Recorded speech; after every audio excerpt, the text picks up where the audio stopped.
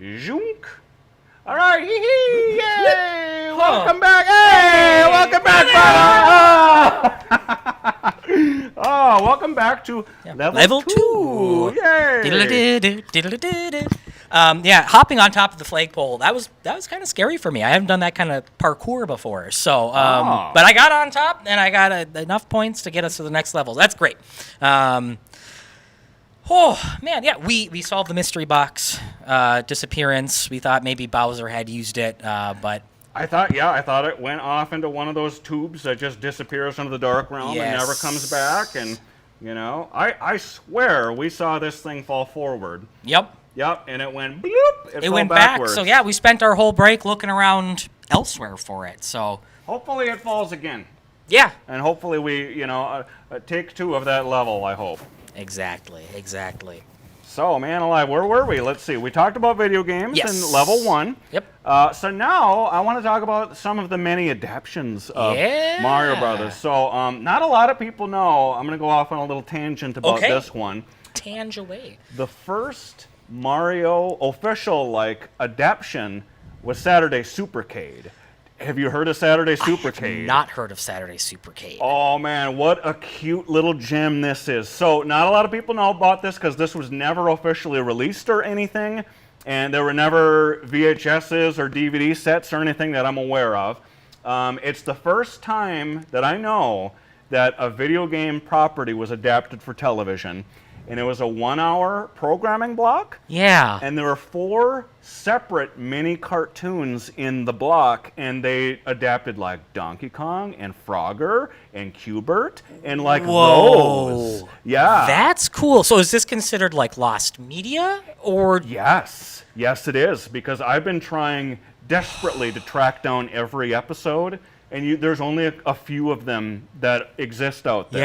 Yeah. You can go to YouTube, and some people are trying very hard to restore episodes, and you can only watch 4 or 5 episodes have ever been discovered and uploaded. Yeah. Interesting. I've been taking a deep dive into that this week because they have adapted. Mario was in the Donkey Kong version of that. Yeah. And a fun little thing to note is that he's named Mario before his Mario game ever came out. So this show came out in 1982. Oh. 3 years before the classic NES game.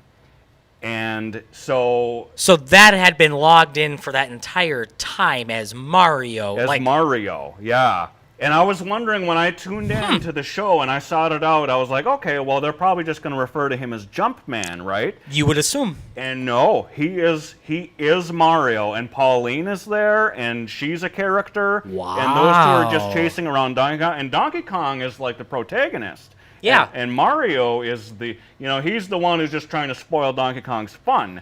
And so, Mario always, I'll get you, Donkey Kong! Oh, that's amazing! And he's giggling at him, and, it's such a, what is this? That's a wild take, especially playing the game to be I'm playing the bad guy. I'm here to just spoil this barrel-tossing gorilla, sorry, no tail. It's fun. And Pauline, too, where'd she get up to? Pauline just... Daisy? She just vanished. Yeah. Yeah. After Donkey Kong, she's like, I'm too good for this. I mean, to be fair, if a giant monkey and Plumber were fighting over me, I would probably also leave town. Fair. Yeah. Fair. Huh. Well, that's really interesting. There's a YouTuber podcast, a Dinosaur Dracula, who does a lot of old. Okay, Dracula, cool. Yes, I figured you being the King of Halloween would know of him. I'm curious if reaching out to him if he'd have any leads on that. So maybe we pull in some forces from the great beyond. Maybe, yeah. That guy has everything. He does. I know. Every time he pulls up something else, I'm like, I don't need more merchandise garbage in my house, but that McDonald's standee, these guys, it's cool.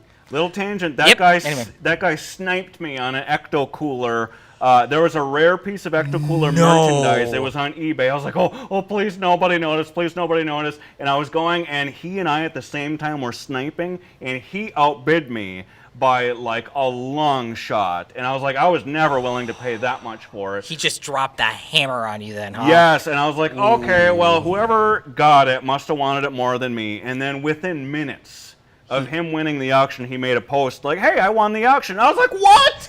You're That the was one? me, yeah. Dinosaur Dracula is the one that beat Oh, me. that's wild. Man, that's Wild. crazy. And then he posted pics when it arrived, and I was like, That could have been me. Mario. Yeah. Oh, man. Yeah. Well, what were we talking about? We were talking about the lost media and the old TV adaptions of it. So I think going on to the animated show. Yes. Yes. So I do have the DVD sets over here of Beautiful. The Super Mario Brothers Super Show, and that's the first time that a lot of people saw the Mario Brothers in this adaptation. And to my, in my opinion, it's one of the best adaptions of Mario because you get the live action segments. Yep. And the cartoon segments. And I thought the live actions, and we'll talk about the movie as well, the live action movie. I preferred the cartoons live action segments to the movie. The movie's sweet. Don't get me wrong. It's kind of a fever dream, but maybe too many mushrooms. I don't know. But I like the live segments because they're campy, they're fun. I thought that the whole thing did a very good job of adapting the stuff in the games and running with it, right? Yes. And especially of the time, right? Like I have it on, like there was like a Roku channel that just played all of the series for a while. Same with Ninja Turtles. So like as I'm working on stuff in the game room, like I'd have that on in the back room, and it's just like this nostalgic little bump. Although I will say, as a kid, I was more of a Sonic fan than a Mario fan. Oh, me too. Because Like, Sonic's huge into cool. Sonic, Like, yeah. He's spiky, he's blue, he's got attitude, he eats chili dogs. Like, Sonic was pretty sweet. So like, I'd watch his show if between the two. But I do have some fond memories of Mario, the cartoon show, growing up too. Sonic is too fast for the naked eye. He certainly is. Gotta go fast. But yeah, what did you think of the movie, the live adaptation of it? Of Sonic? Of not the Sonic, of Mario, getting back onto. So, man, I loved the live action portions of this show a lot. It just struck me as like a Pee-wee's Playhouse. Yep. Anything goes. It's 80s. Like it's fun. It's great. And the guy who played him, Lou Albano, was like, a lot of people think that he's quintessential Mario, and I can see I can see arguments go into that direction. Yeah. I think that maybe I could be the new live action Mario. I'm the right size. I think and I can jump pretty high. So even if we start with the Jumpman prequel, Hollywood hit and me you up. make games. So, I do. It goes hand in hand. Yeah. I don't see why not. I don't see why not either. I enjoyed the movie. I thought it was a lot of fun. But it's wild. They took some wild takes on like the Goombas. And I can get the direction they went. The Goombas just always set me off just a little bit. Had they been any other villain, had they even named them something different, I don't think I would have had as much of a problem with it. But at the same time, it's a ton of fun. It's kind of that like both gritty and crazy and kid-orientated, but like, I don't know. It was of its time for sure. Yeah, man, that movie. What a fever dream that movie. Yes! So, like, Yes! I'm sure you probably got caught up in the mania of it, like I did as a kid. Like, oh, Super Mario Brothers is now a movie. How is this even possible? And then I'll say this. I think the casting was great as far as Mario and Luigi. Yep. Perfect. Yep. John Leguizamo, Bob Hoskins, they are Mario and Luigi to me. That's about where... That's kind of where it ends, right? Yeah, like it's fine. But yeah, I don't know. They definitely went out there and took a stab at it, and stab they did. But yeah, I don't know. It's not something I go back to all the time. If it's on something, like I'll tune in for a little bit. It's kind of like the Ninja Turtle ones, the like early aughts remakes with the weird faces. Like, just there were some cool parts to it. I always said they're the most okayest movies out there. But yeah, sometimes you miss. But that being said, the new animated ones, the 3D ones, those are great. I think they finally nailed the right formula with those. It took them 30 years to do it. But, you know, this 93 movie kind of killed everything. Yeah. It killed their whole idea because, you know, Nintendo was going to make a lot of these. They were going to make all kinds of live-action properties and Zelda. And I was going to they say, had all that Zelda stuff. would have worked. Yeah. I know why they went with Mario first, right? It's Yep. it's the flagship. Yes. But it was too far a step out. And yeah, I could see that just being a stumbling block. And then after you go, like, kind of takes the wind out of your sails. You're like, that one really fell on its face. How are we going to make this good? Anything else? Like, let's just can it, bury it, call it a day. Do I think a live action could work now? Absolutely. Yes. Because I think there's lots of movies out there that find that happy medium of like living and knowing.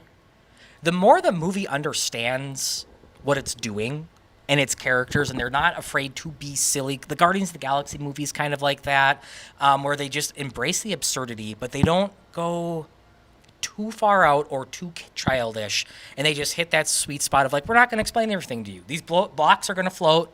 They go down these warp pipes. Yeah, there's one in New York that just because.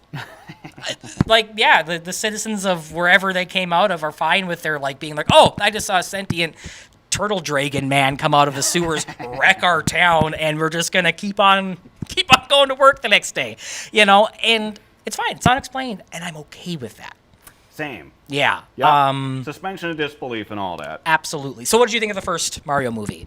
Let's see. We're talking about 2023? 2023, yep. Okay, so that movie exceeded my expectations. Exceeded, because all I wanted was something that was more faithful than the 93 movie, and already, like, of course. Low bar. Of course.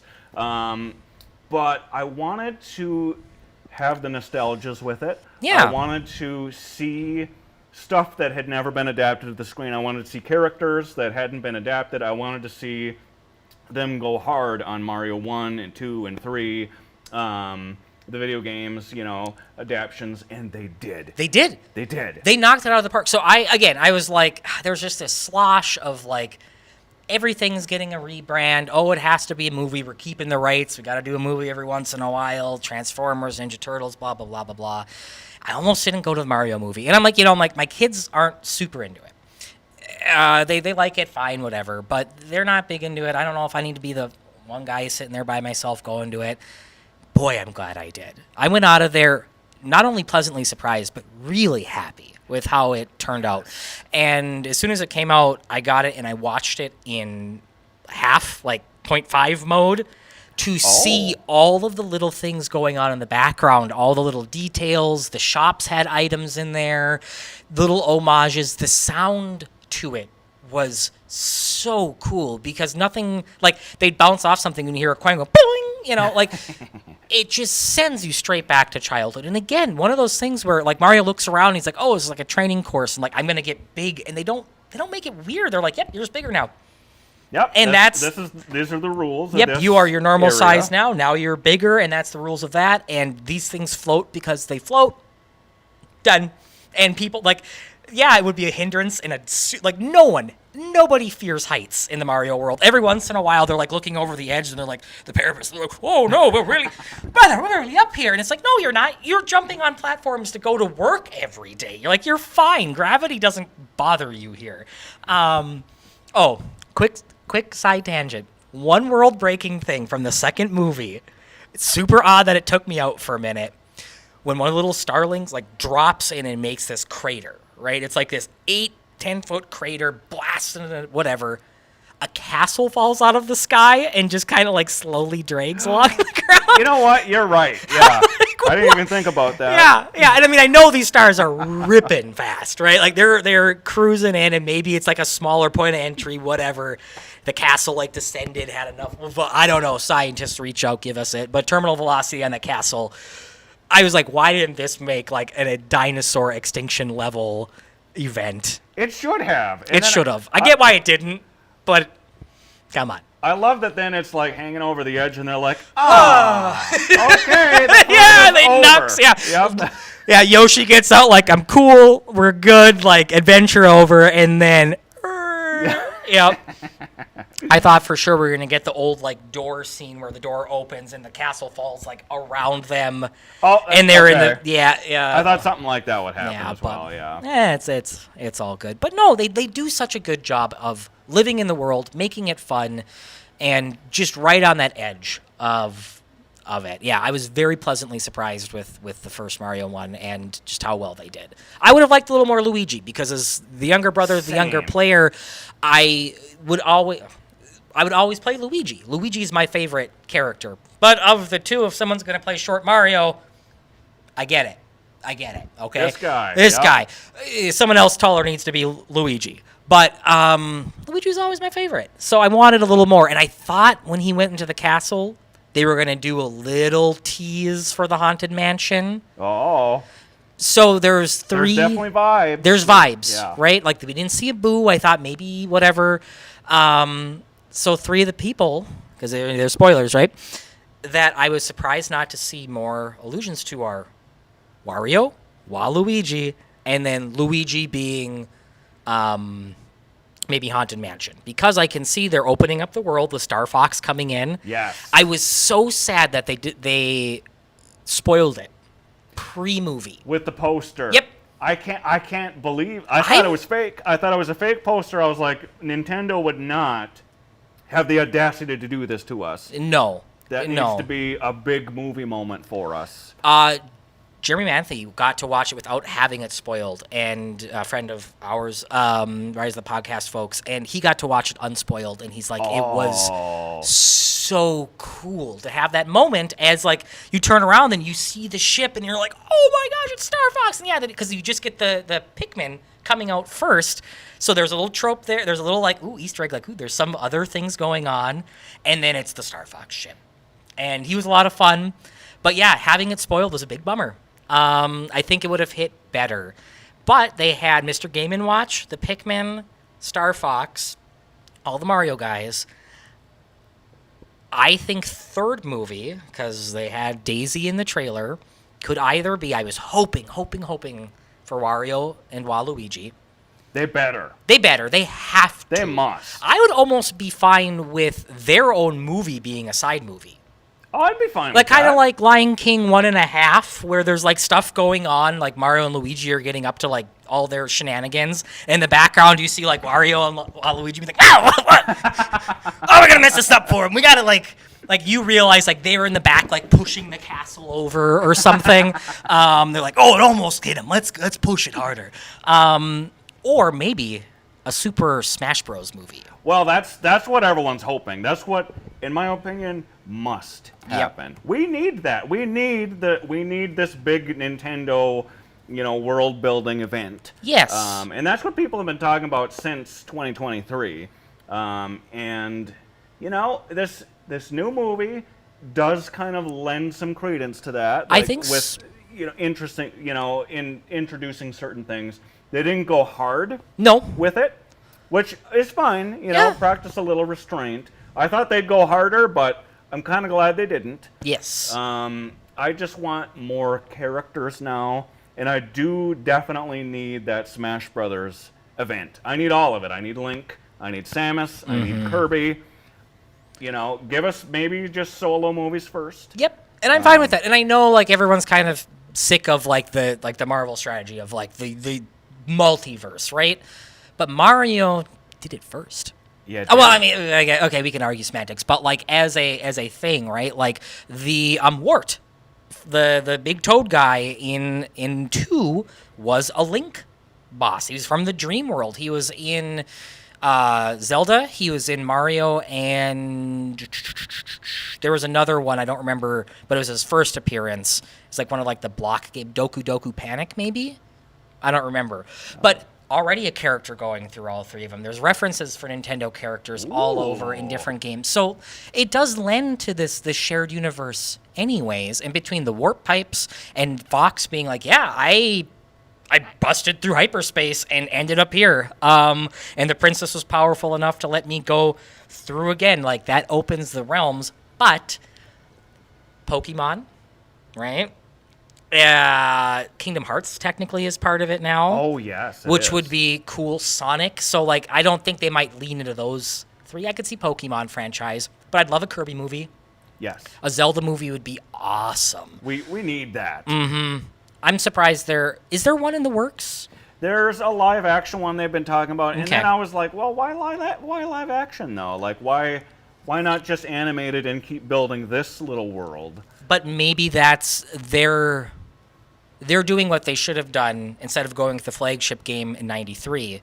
They should have started with Link and Zelda because it makes a better, easier movie to dip your toe into this fantasy world, right? Like it's your your D&D type tropes, right? There's big monsters, the guy with the sword, he goes around, talks to this old man, gets a better sword, cool beans, like, and then go, all right, the live action worked. Let's see if we can then bring Mario into it or what have you. I don't know. Maybe not, but we'll see. You're thinking another live action Mario? That would be interesting. I do think it's on the horizon. I think everyone's doubling down on both a cartoon and a live action now. I think the Disney That's thing true. is... You got Spider-Man doing that right now. Yes, we do. Yep. You have Disney re-releasing everything under the sun in live action to whatever. So, yeah, I don't know. I could see it. Okay, But- I'm down for that. Yeah. Man, how about this? Let's take Yeah. a quick little break here. You bet. There's still a few more things we can talk about with the new movie. Yes. Then we'll talk more about the future, Yes. and we'll talk a little bit more about you, my brother. Oh, why, thank you, Yes. brother. All right. We'll just give you all the time in the world to talk about the fun little side quests that you've had. I love that. Thank you. So we'll run to break for just a minute, and we will be back for level 3. Three. Yeah. Bloop, bloop, bloop, bloop, bloop.